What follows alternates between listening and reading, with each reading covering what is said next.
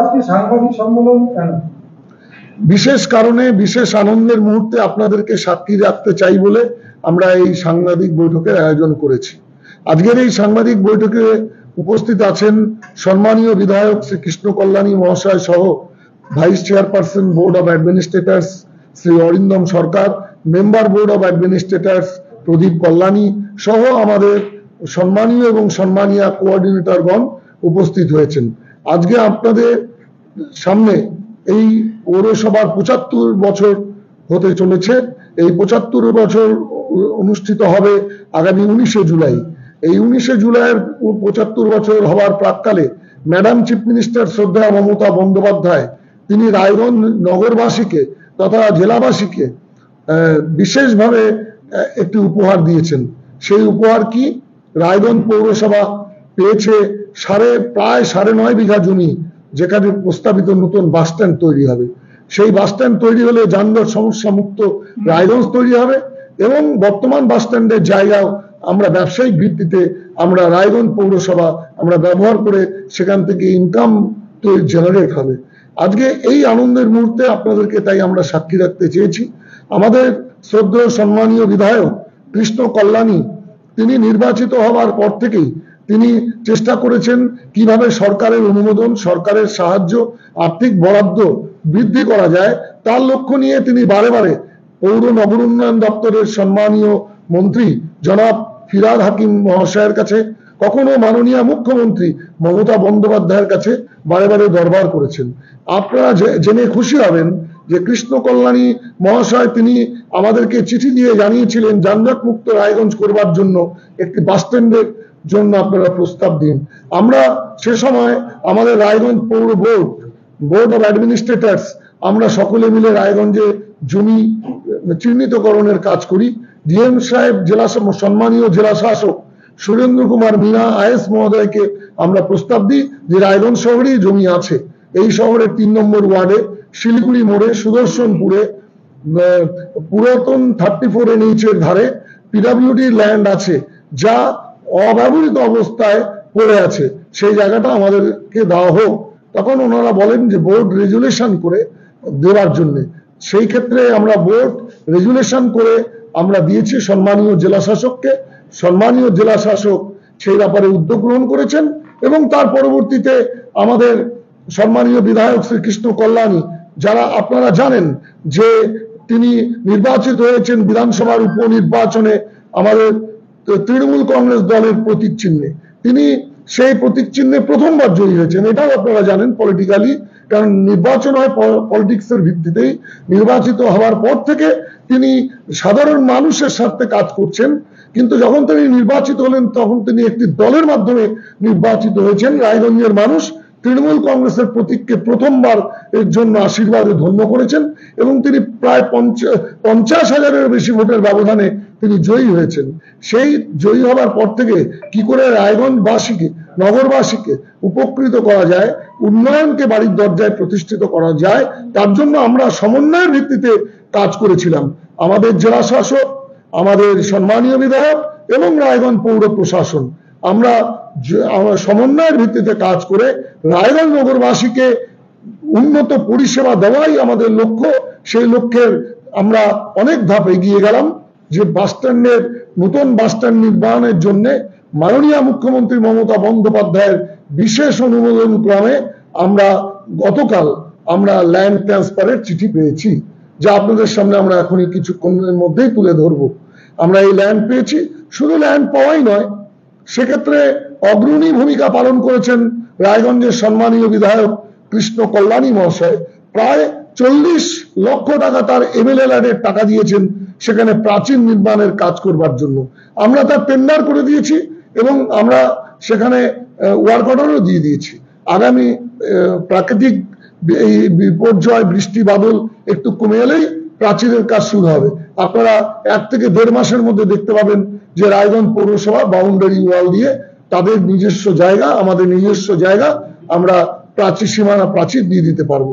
এছাড়াও সেখানে NBDD উত্তরবঙ্গ উন্নয়ন দপ্তরের সঙ্গে যোগাযোগ করে আমাদের সম্মানীয় বিধায়ক এবং আমরা তদবির তদারকির মধ্যে দিয়ে আমরা 2,89,00,000 টাকারও বেশি টাকার বিনিময়ে সেখানে বাস স্ট্যান্ডের কনস্ট্রাকশনের কাজ করা হবে, সিভিল ওয়ার্ক করা হবে।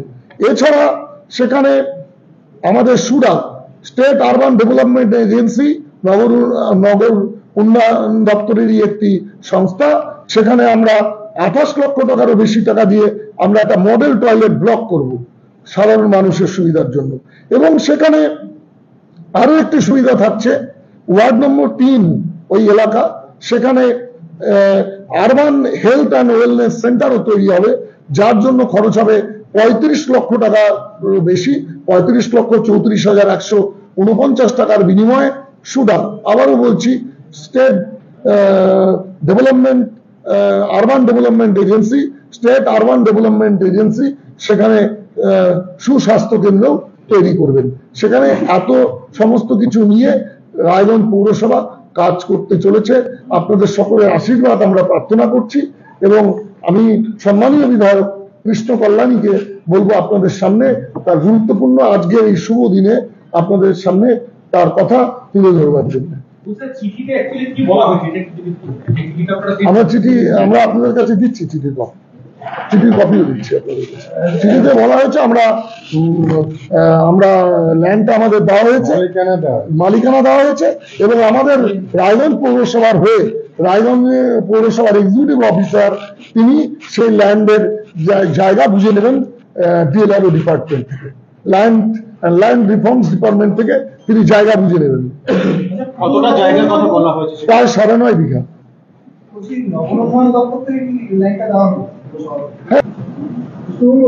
রায়গঞ্জ পৌরসভার পক্ষ থেকে যেটা দাবি করা হলো বাস স্ট্যান্ড হবে, তো এখানে এই প্রক্রিয়া কতদিনের মধ্যে হতে পারে? আজকে সর্বপ্রথমে বলবো এটা রায়গঞ্জবাসীর জন্য আজকে ড্রিমস কাম ট্রু ডে, কেননা আজকে রায়গঞ্জবাসীর দীর্ঘদিনের দাবি, রায়গঞ্জবাসীদের দীর্ঘদিনের বেদনা যে রায়গঞ্জে কবে যানজট মুক্ত হবে।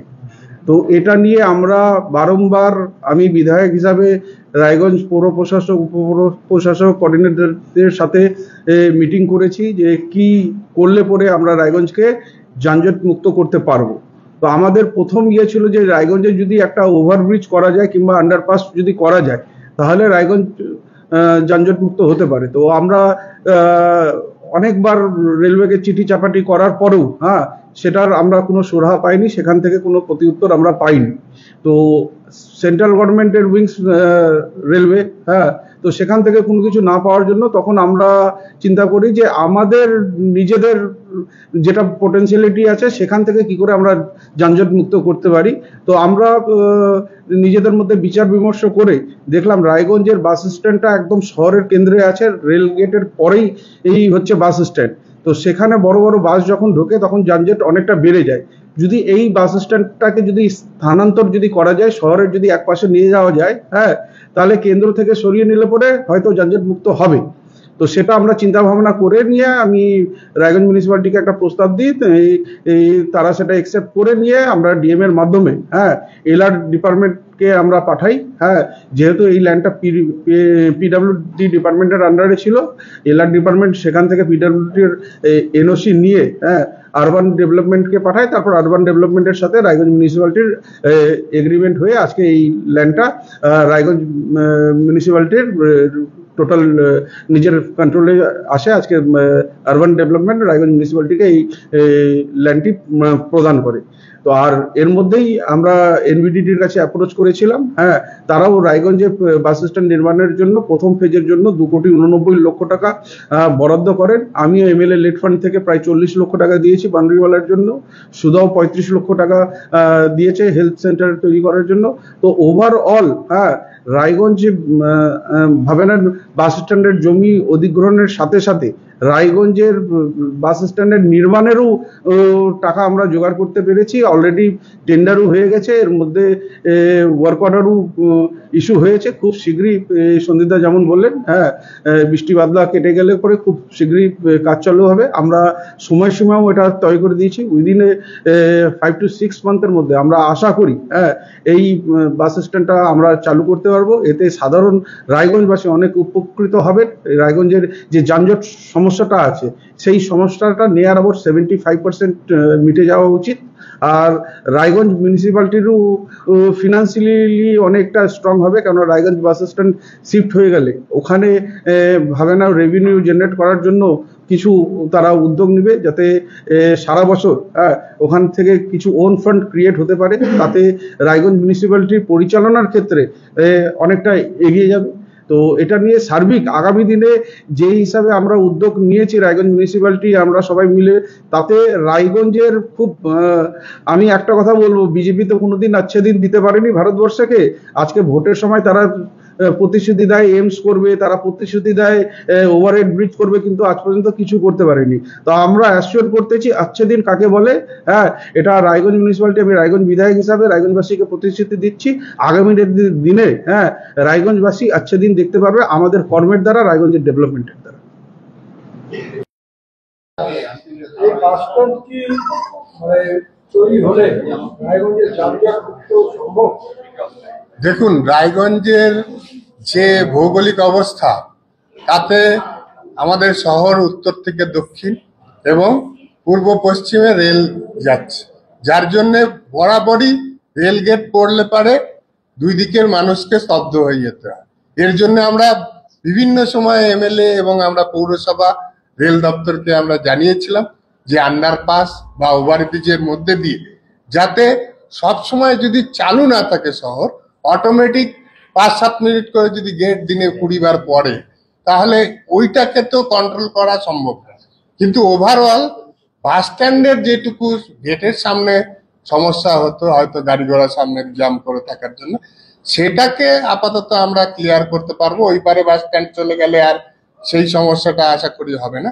কিন্তু ওভারঅল যদি বলেন যে যানজট মুক্ত করতে হবে, তাহলে কেন্দ্রীয় সরকারের এইভাবে উদাসীন যদি থাকে, যদি কোনো কাজই না করে, তাহলে সেটা যেহেতু ডিপার্টমেন্ট রেল কেন্দ্রের বিজেপি শাসিত গভর্নমেন্ট, তারা যদি একটা আন্ডারপাস না করতে পারে, তাহলে কিভাবে এই সমস্যার সমাধান হতে পারে? মানুষকে আমরা এটা এবার মানুষের দরবারেই আমরা সেটা তুলে ধরবো, যাতে মানুষ যাদেরকে নির্বাচিত করেছে এমপি হিসাবে, সেই নির্বাচিত এমপি যাতে এই বিষয়ে গুরুত্ব দেয় এবং তাদের সরকার আছে, তারা ইচ্ছা করলে একটা আন্ডারপাস বা ওভারপুল করতে পারে। সেটা কি রায়গঞ্জকে শুধুমাত্র বঞ্চিত করার জন্য করা হচ্ছে না, রায়গঞ্জের যানজটকে টিকিয়ে রাখার জন্য করা হচ্ছে না, আর তৃণমূলের বিরুদ্ধে কাদা ছোড়ার জন্য করা হচ্ছে না? এটা আমাদের প্রশ্ন মানুষের কাছে থাকবে। দেবশ্রী চৌধুরী এমপি থাকাকালীন রায়গঞ্জের ফ্লাইওভার নির্মাণের জন্য এনওসি চাওয়া হয়েছে। বিজেপি যেমনটা অভিযোগ করেছে, তৃণমূল কংগ্রেস এবং প্রশাসন তারা এনওসি দেয়নি জন্য ওভারব্রিজ হয়নি। মিথ্যা কথা, সারাসার মিথ্যা কথা। তারা এনওসিটা চেয়েছিল শুধুমাত্র রেল গেটটাকে ব্লক করে দেওয়ার জন্য টাউনের মাঝখানে। এটা কখনো হতে পারে? যেখানে আমাদের শহর রেল গেট দিয়ে দ্বিখণ্ডিত, সেই রেল গেট যদি ব্লক করে দেওয়া যায়, তাহলে তো শহরটাই স্তব্ধ হয়ে যাবে। এটা একদম আনসাইন্টিফিক ছিল এবং মানুষের জন্য আরো দুরূহ অবস্থা হতো। সেই জন্য আমাদের সরকার এবং প্রশাসন সেখানে কোন রকম এনওসি দিতে রাজি হয়। বিজেপি তো এটাকে ইস্যু করে বারবার বিজেপি বরাবরই মিথ্যা কথা বলে এসছে, ওদের মিথ্যা কথা বলা হচ্ছে ট্র্যাডিশন। ওনাদের প্রধানমন্ত্রী মিথ্যা কথায় মানে ওয়ার্ল্ড রেকর্ড কায়েম করেছে, অতএব সেই বিষয় নিয়ে আলোচনা না করাই মঙ্গল। রায়গঞ্জে যানজট মুক্ত শহর করতে রায়গঞ্জে একটা নতুন বাস স্ট্যান্ডের প্রয়োজনে এই উদ্যোগ মুখ্যমন্ত্রী নিয়েছে এবং সেটা পালন করতে আমরা সকলে একত্রিতভাবে আমরা দায়বদ্ধ।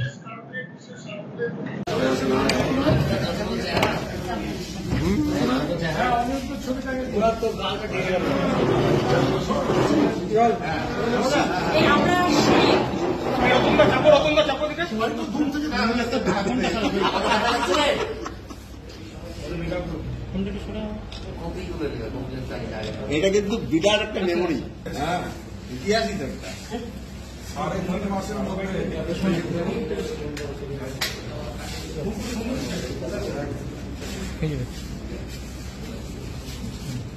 লোক বলে ছবিটা 6 মাস পরে কাজে লাগে, কে কার বিরুদ্ধে যাবে? 6 মাস পরে মেন পজিশনে, এই জন্য তো কপিল দেব ইন্ডিয়া টিম খেলে এসছে। হ্যাঁ। বুঝতে হবে।